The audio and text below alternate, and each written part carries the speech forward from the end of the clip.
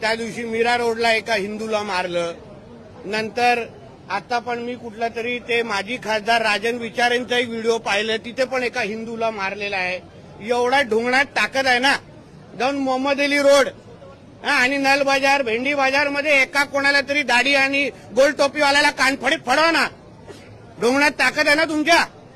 ते काय मराठी शुद्ध मराठी बोलतात की काय? त्यांच्या थोबाडातून कधी आम्ही मराठी ऐकलं नाही, अल्लाहू अकबर सोडून. मग तिथे का नाही त्यांचे थोबाड फोडायची हिंमत करत? तिथे का नाही एका फेरीवाल्याला पकडत?